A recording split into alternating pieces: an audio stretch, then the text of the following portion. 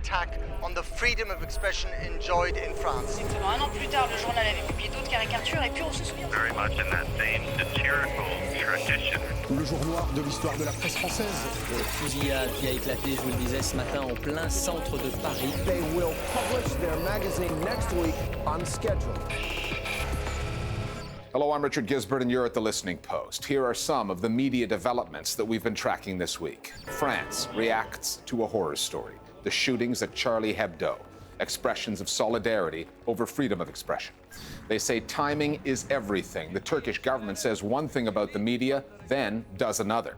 We do our best to take an impartial look at the importance of impartiality and objectivity in journalism. And how many television technicians does it take to change a light bulb? The fatal attack on that satirical magazine in Paris, Charlie Hebdo, has quickly turned into a debate about freedom of speech. The edgy and provocative magazine exists in France only because writers and journalists there are legally protected in their right to do their work with sharpened and sometimes poisoned pens. The horrific killings of 10 staff members at the magazine seems rather clear-cut, a denial of that right. However, context does have a way of complicating what appear to be the simplest storylines. The context in this story comes in the form of what the magazine has published, and herein lies the difficulty. Al Jazeera has taken the editorial decision, and this goes back to those Danish cartoons in 2006, not to show the cartoons. Not because we fear reprisals, but because so many people, mostly Muslims, but members of other religions too, find the cartoons deeply offensive. Ultimately, this is a story about different cultures and what they are willing to tolerate in the so-called other. France has a tradition of satire that shocks and savages to an extent that would not be tolerated in other so-called liberal democracies. It's just what the French do. There is nothing that justifies the murder of any journalist or cartoonist over their work. But this is a story in need of explanation, and that's what we're going to try to do. Our starting point this week is Paris.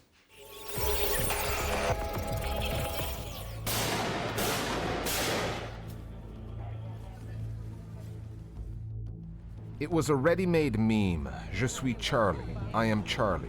We are all Charlie. Journalists clicked that message of solidarity, and it traveled fast. But what were they expressing solidarity with, exactly?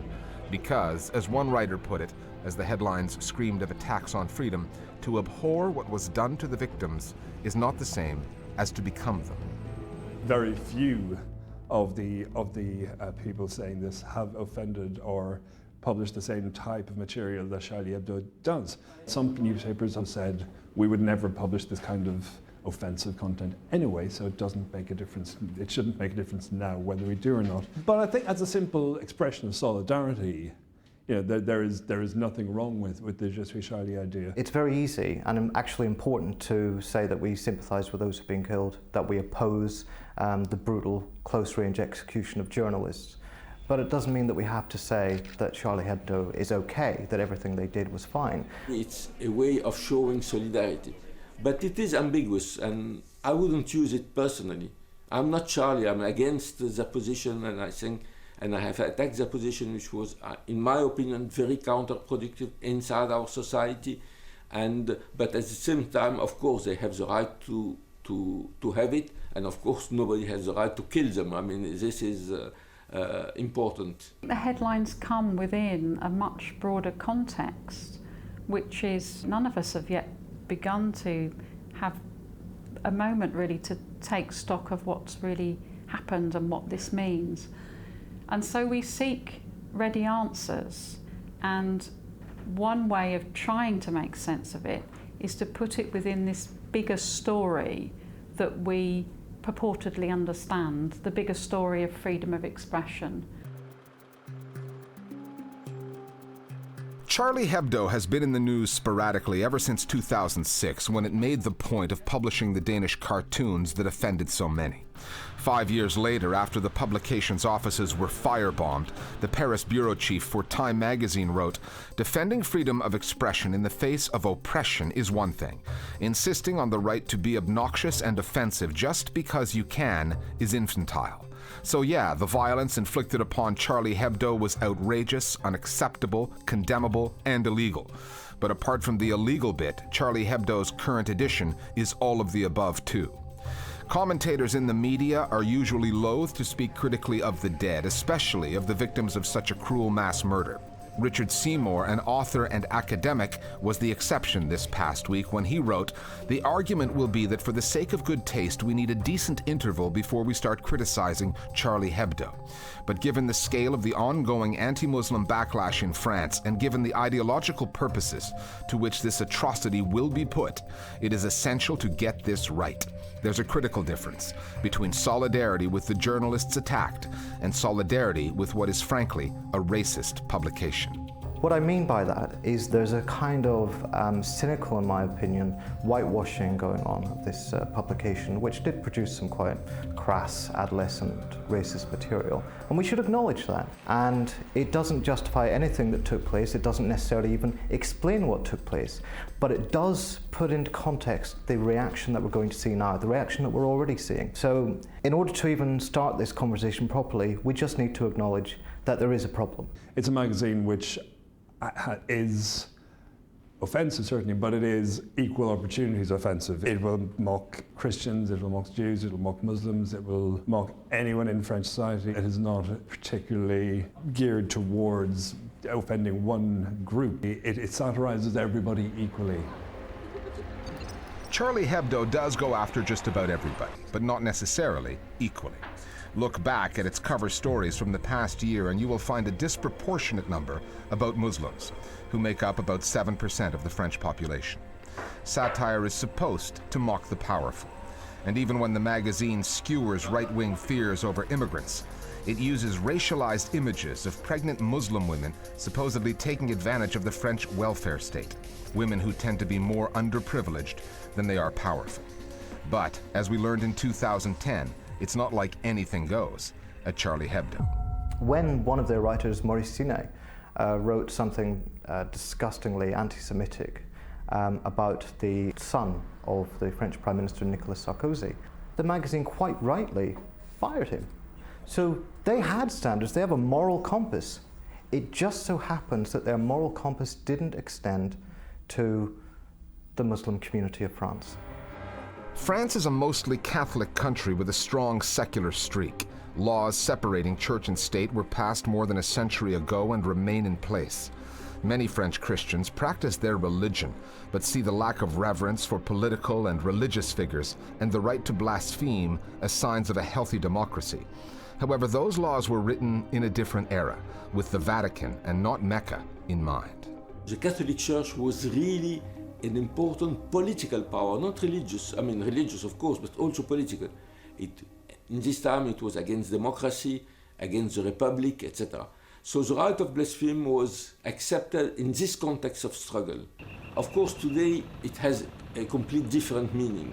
But the law has not changed, and you can be with the right of blasphemy, and I am not in favor of changing the law in France and saying that some of the blasphemy are really counterproductive. So it's a very interesting question, isn't it? Whether we should have the right to blaspheme religions. I think that, it goes hand in hand for me in terms of thinking about ourselves as developing mature democracies. And we have to, have the responsibilities, it seems to me, that go with those rights within a mature multicultural democracy.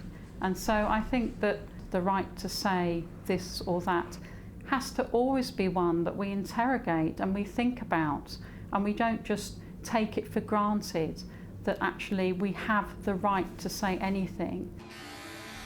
In the early 1990s, a term coined almost a century ago came back into vogue: the clash of civilizations. The idea that people's cultural and religious identities would be the primary source of future conflicts. The term was trotted out again this past week. But is that what really happened in Paris? Is a conflict between a relative few who use their mighty pens to provoke and defend, and a few others who use the gun to murder and silence, is that a clash of civilizations? Or is it just a clash of an uncivilized few?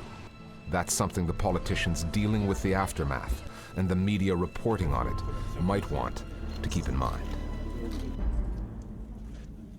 On the download this week, our viewers weigh in on the story and the coverage in Paris. Let's say a magazine is based in the United States and is run predominantly by white middle-class Americans, and they choose to run a cartoon that depicts other white middle-class Americans as fat, lazy gorillas. There's a difference between that and that same magazine depicting African Americans as fat, lazy gorillas. My point is that you cannot sit at the top of a socio-economic power structure, push the people at the bottom, and say that I have the right to offend you, but you do not have the right to be offended, which is what this magazine was doing.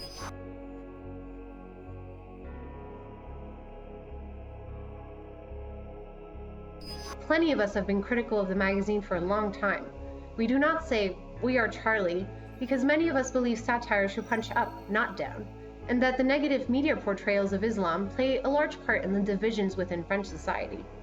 Violence is never a valid means for expressing disagreement, but I believe events like these don't mean we should silence our criticisms. Other media stories on our radar this week. The 3 Al Jazeera journalists imprisoned in Egypt have their respective cases headed for a retrial. And one of them has made a more direct appeal to the Sisi government on the pages of the New York Times. Mohammed Fahmy wrote an op-ed piece that the Times published 5 days after the retrial was ordered, in which he said that he and his colleagues Bahar Mohammed and Peter Gresta are pawns in a geopolitical struggle between Egypt and Qatar, which funds Al Jazeera. He also blamed their imprisonment on the war on terror, writing, "I would like to remind Mr. Sisi that journalists are not enemies but allies.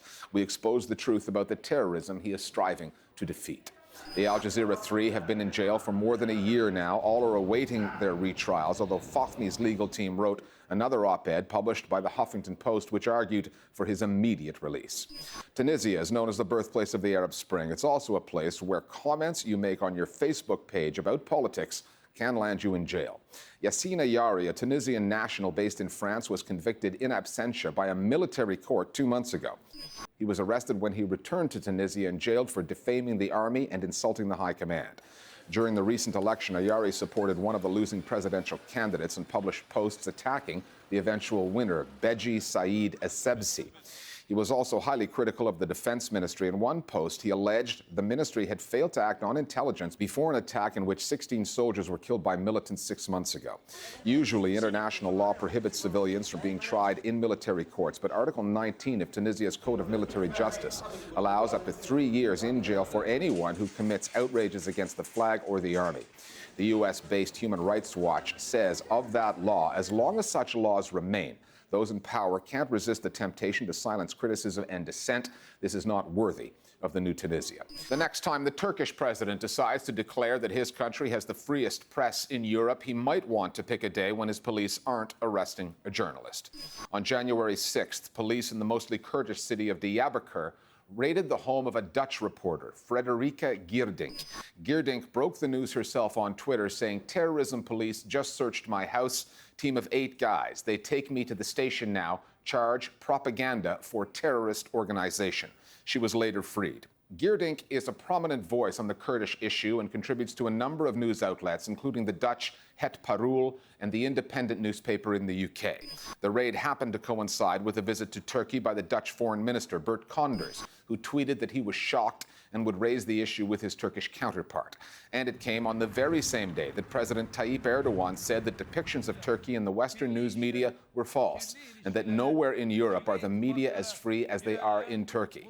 Just last week, a prominent television host, Sedef Kabas, was taken in for questioning after tweeting critically on the government's handling of a corruption scandal. As for that Dutch reporter, she has not exactly been silenced. She's back on Twitter saying, "So what do you do the morning after the anti-terrorism squad searched your house and detained you? You brew coffee and write." It's one of the things they keep stressing at journalism school, the importance of objectivity, impartiality, keeping the reporter's emotions out of the story. Easier said than done. In a world where bad news, war, poverty, terrorism leads the coverage, you'll be hard-pressed to find a journalist who succeeds in absolutely walling off their emotions and their opinions from the facts. And we live in the digital era. The internet has opened up an infinite space for a more partial, partisan style of journalism. So where will that leave old-school, analog-era reporting? Or can traditional journalism coexist with this new, more opinionated form? The Listening Post's Gauri Sharma now on some of the arguments for and against impartial journalism in the digital age. According to the Oxford Dictionary definition, to be impartial is to treat all rivals and disputants equally. To be objective is to not be influenced by personal feelings or opinions when considering or representing facts. Most journalists strive for both, but should they? Critics argue that impartiality can lead to a he said, she said style of journalism. I think that's a fairly simplistic application of impartiality and in fact is quite lazy journalism. True impartiality is about honestly considering lots of different viewpoints on an issue and letting the weight of evidence drive the story. Scholars have come to say there's nothing called ultimate objectivity. And I think we're saying the same thing now about impartiality. Forgive me. This is tough. If you look around you and you report what is happening, as a human being, you will get involved. You know, it's by the nature of being a human being. In 2010, CNN's Anderson Cooper was reporting on the ground in Haiti after the huge earthquake that ripped through the country. What viewers saw wasn't just a journalist doing his job. Cooper often got involved in the stories he was reporting. Blood is pouring from his head. They hand him over the barricade. He's carried away. Earlier this year, James Chow, a reporter with the Chinese broadcaster CCTV, couldn't contain his emotions while covering the missing Malaysian airliner, the MH370. We had heard that some family could be leaving tonight to go to Australia. She hadn't been told that at all. James. Thank you very much, James. And in July, two reporters covering the same story, Hala Al-Safadi from Iranian channel Press TV and Al Jazeera Arabic's Wael Al-Dakhdour, both broke down live on air while recounting the number of civilians killed by Israeli airstrikes. The whole thing is in the intent of the reporter, and if the intent of the reporter is to find out what's going on and not to get in the way of it, and not to try and balance it in any way with his own or her own emotions or opinions, then you're onto something. This type of journalism produces this sort of view from nowhere. Right now, for example, with this war we have on ISIS, we don't know where the media stands. What we do often see in the mainstream is that these retired military generals are repeatedly getting invited on to come offer their expert opinions on bombing ISIS, when a lot of these retired military generals have very close ties to the defense industry, and so they have a reason to want to be at war. We need to put special operation forces in there. It's very deceptive to not tell your audience or readers that that's the case. But media outlets face a problem. Sticking to impartiality and objectivity doesn't necessarily make good business sense. Take the 24-hour news market in the US. The ones that have the highest ratings are the ones that have built their reputations on partisan programming. Fox News plays strongly to a conservative audience. Figures released by Nielsen's rating system for 2013 show that for the 12th year running, the network topped the chart with primetime numbers averaging 1.1 million. In recent years, MSNBC has recast itself as a liberal network with a strong Democratic viewer base. Its daily ratings stood at 640,000 last year.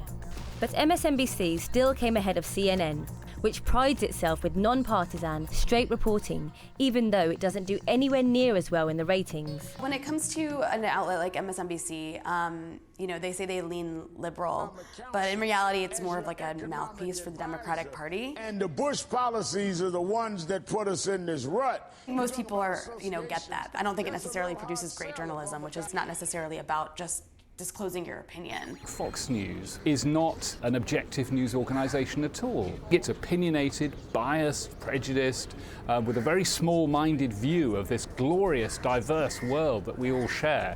And I think it diminishes the American television news audience. It diminishes the intelligence of that audience to just have opinionated journalism. But news consumers are addicted to opinionated journalism, and the internet has allowed that to flourish.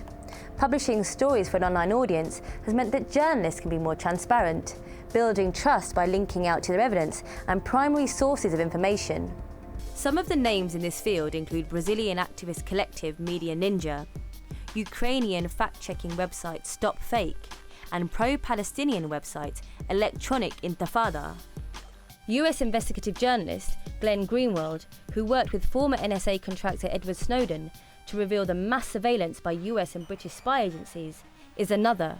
What Glenn Greenwald showed with the Edward Snowden story was that you can have partisan advocacy style of journalism and that the audience can actually benefit from that if it's done well. And what's really changed again in the digital age is that the internet has allowed journalists to lift the veil on the process of journalism. Also because it's adversarial journalism, it's challenging power. And I think in the end that's the purpose of journalism. The larger question remains, is anyone truly impartial? Can any journalist really separate their own opinions, emotions and ideology in order to report objectively? It's not a new debate, just a more prominent one, as all those voices on the internet combine to blur the lines in the world of journalism. I don't think we've ended with the discussion on impartiality so far. I don't think we've ended the discussion on objectivity. I think all these discussions are going to be taking place still, and I think it's a healthy discussion. The most important thing when it comes to journalism is holding people in power accountable. And I think that this idea of impartiality and objectivity actually ends up serving power rather than holding people's feet to the fire. I think that if you look at where journalism is going right now, you see, especially with younger people, they're more interested in independent media outlets and sort of in finding their own information. I think you can see that with the rise of social media. There's a hunger and an appetite for more honest reporting. I still think that even with transparency, people really still rely on journalists to decode the news and distill information. The audience is still looking to a journalist to uncover information, but also to crystallise it for the audience. So transparency alone is not enough. Just linking to information is not enough. A journalist's job is still to assess the facts, to weigh them up dispassionately, and to come down where the weight of evidence exists. More voices on the download now on balance in the world of journalism. Objectivity and impartiality in journalism are the ideal, but we're all human beings. Therefore, our interest in a certain topic will start by listening to someone or having a point of view from something that we see. So our job as journalists is finding the whole amount of facts and giving voice to as many people as we can. Based on this, I don't believe that we can talk about objectivity and impartiality anymore, but about balanced and verifiable stories.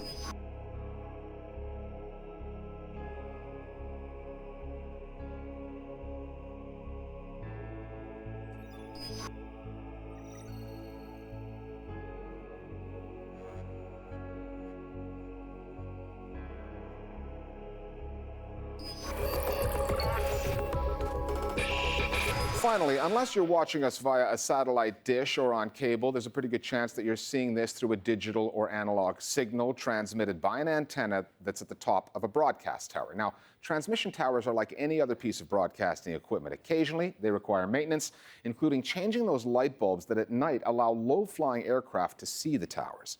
This is not a job for the faint-hearted or for anyone with a fear of heights. This next video comes from South Dakota in the U.S., where a technician named Kevin Schmidt has to climb a tower that's 460 meters high just to change a bulb before it burns out. He partnered with a production company called Prairie Aerial, which works with drones. The view of the American heartland has attracted almost 1 million views on YouTube. We'll see you next time here at The Listening Post.